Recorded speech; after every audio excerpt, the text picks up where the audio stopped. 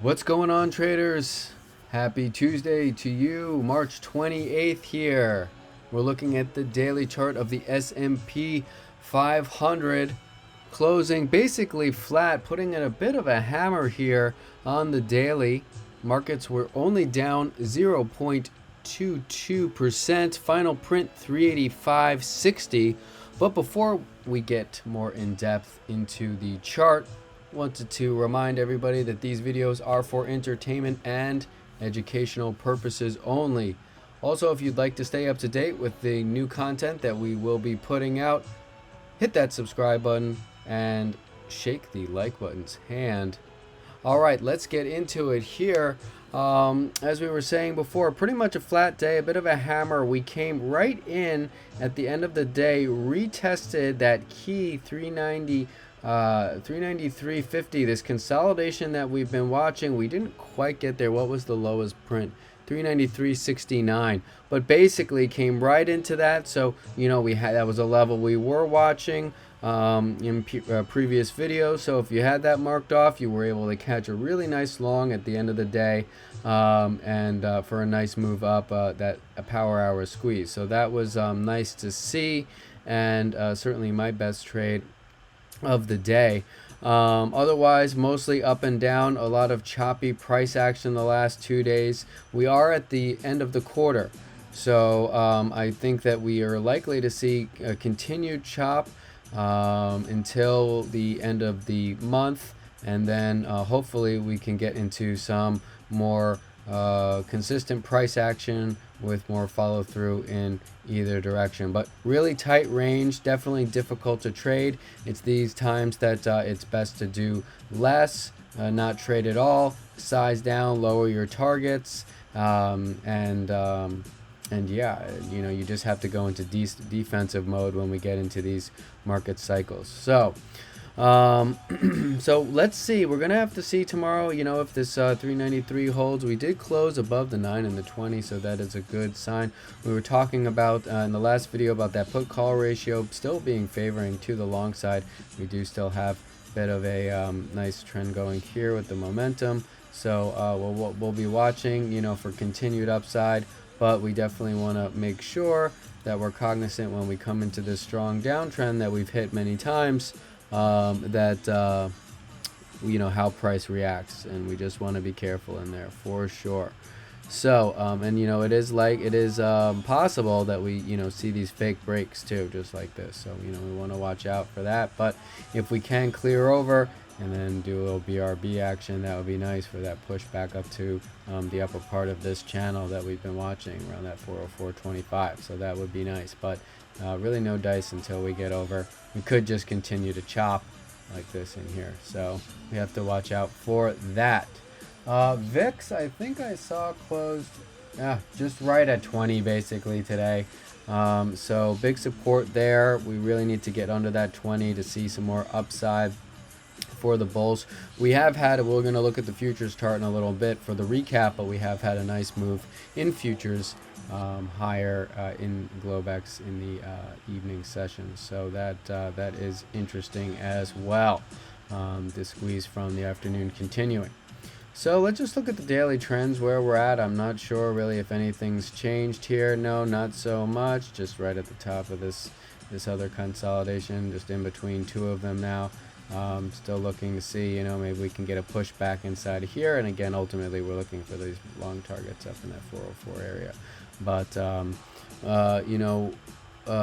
it's definitely tricky right now with the price action. You can see in the last couple of days, let's just go back to the other chart. The last couple of days, just up, down, and just really not. I mean, this day was probably pretty decent, but the last two especially just have been kind of pretty annoying in my opinion to trade. So I'm trying to do less, and like I said, just go into defensive mode. Okay, so we're also still watching this potential inverted head and shoulders. Really nothing until, for me, I don't really like them until we, they're not valid until we break the neckline. So for me, really that neckline is going to be, the big one's really going to be the top of this consolidation. So, but we do still have it here, shoulder, head. So we're going to be watching that as well. See if we get a nice push. But all right, so I think that's pretty much everything I wanted to go over on the daily. Not too much to report. And for the price action recap, we are going to go to futures actually today. Did it on MES, and let's just zoom in here. Okay, a little bit of context as we were coming down here creating this channel.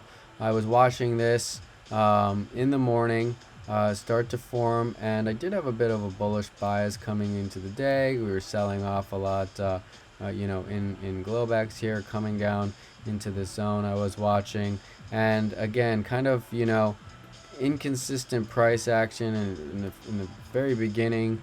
Look at all these wicks down here, kind of showing that there was some buyer absorption of these sells, a couple of fake breaks. So these, probably stopped a lot of people. This, this was all a big pain here. You can see it went up, down, up, down, up, down, and this first hour was really, really a pain.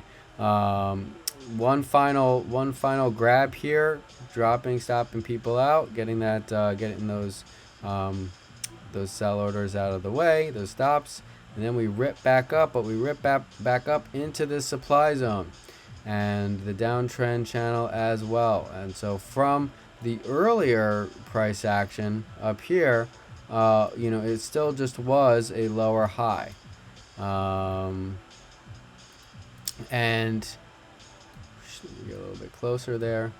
Okay, and we really had an aggressive, and I was actually long sometime around and down in this area, and I got a good chunk out, but not enough, and then we just came rocketing down, so that wasn't fun. But we came right into this downtrend channel here, and this big area I have, the 39.90. So two reasons here, that real strong support, and the downtrend channel for another long opportunity that you could have played here. I mean, it wasn't a home run trade or anything like that, but 39.90, I mean, about 10 points, 11 points, so I mean, it's not horrible. Came back up, another lower high, back into supply, and we came back down again. Now we could say this was a trend line break. This was the trend line I had at the time. Could have moved it over to here and called this, break here. But I was watching this area, how buyers were absorbed a few times in this zone.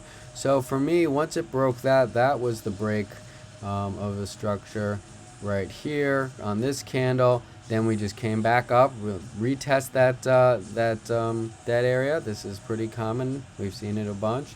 Retest. So if you didn't catch the short here, or you didn't want to be that risky, you wait for the break and then come in for the retest, which we got.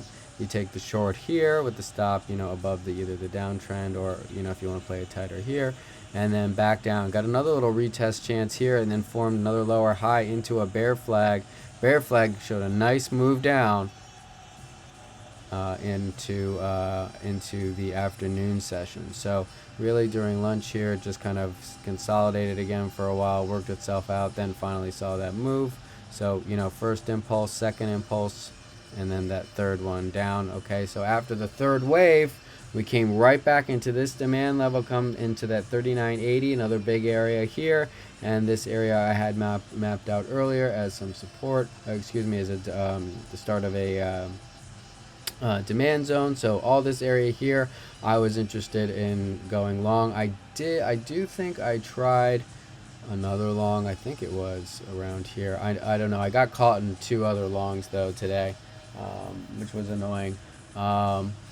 I actually did short this, and I got stopped, and that was actually very annoying. Yeah, I remember. I think I got some of this. I'd have to look back, but either way, I know for sure that I shorted this, and I got stopped out, and that was really annoying. I think I shorted up against 4,000 is what it was. I'm not sure, but either way, I got stopped out of that, and that sucked. But yeah, once we finally came back down into this demand here, and this was around that 393.50 area as well. Downtrend again, third wave of the downs. I was thinking personally that we might see one more move down, and come in and make the new lows right into power hour. So I didn't actually catch it right down here, but I did get in. I think it was, where was it? I think it was somewhere in this zone. Um, yeah, it was in this area. I didn't get here, unfortunately. I think I got like 39, 87 or 88, somewhere in that area here. And then we broke out of, so they had this space that we kept selling under, then we broke, so broke the structure here, same thing as this, just in the reverse. Came up, came same thing, retested here, and this was where I was pretty much in, because I remember saying in the chat, I was like, oh, we're coming right back into my entry again. And we came right into the downtrend, rejected, and I was like, oh god, now they're just going to roll it over into the close, because this was kind of the same type of action that we had yesterday, where it kind of did a bit of a end of day push, and then it kind of just fizzled out into the close. I said, oh great, are we going to get a repeat? But when I saw us come back into this base here, which was really what I was watching to hold, we saw a really strong rocket up, and I was really happy about that, obviously, because I was long. We then had that 39.90 recapture into higher low here, and then the really big break of structure when we finally broke the third one. And I like how something to note is 3 waves here, down. Okay, so 1, 2, 3, and then the third touch up. So I like to do these things on the threes. The third touch up was the one that broke. One other thing I wanted to mention, when we were going along some of those targets, I was looking for those points of pain. Here it was one. We had one here, and then the ultimate one, which I didn't think which really I was looking for. We didn't quite get there in the during the actual session, but we did get it later. But we did get this one, so you can see how these these usually backfill. Here we got here, filled there, filled here, filled this one here, and this big one here, which we later filled and broke out in Globex. And then we took some longs actually at night. I got in around in this area here, and we took this move out. Actually, the nighttime session was easier to trade than the morning. We just got long, and then we waited for this break of this here over the top of the supply, and then we were off to the races. So this was really nice price action for the evening session, and a couple of our sharks did pretty good on that. So and I did all right as well. Actually, a couple of them did better than me, so that's always great. Yeah, that's pretty much all I've got for the recap here on today's price action, and what could we look forward to tomorrow. So I'm gonna go back on SPY. Whoops.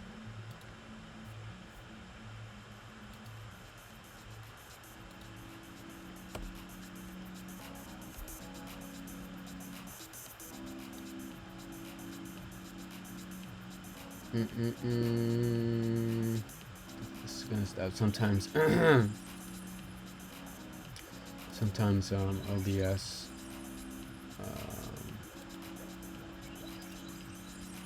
jinx me out. Where's one? I know I've got stuff on this already. I guess I can do it here.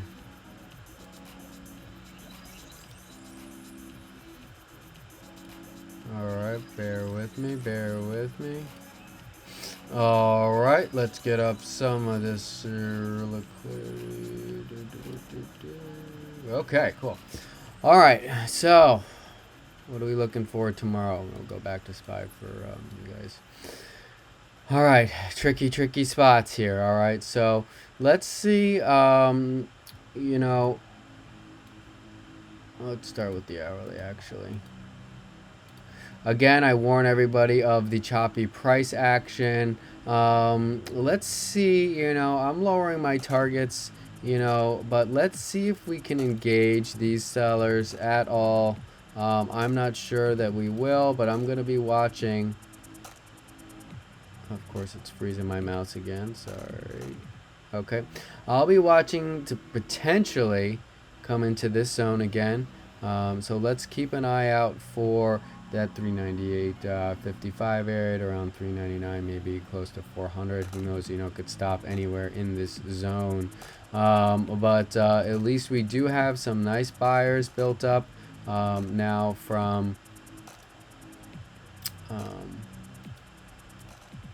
396.75 up to this area here around 397, 14, 15.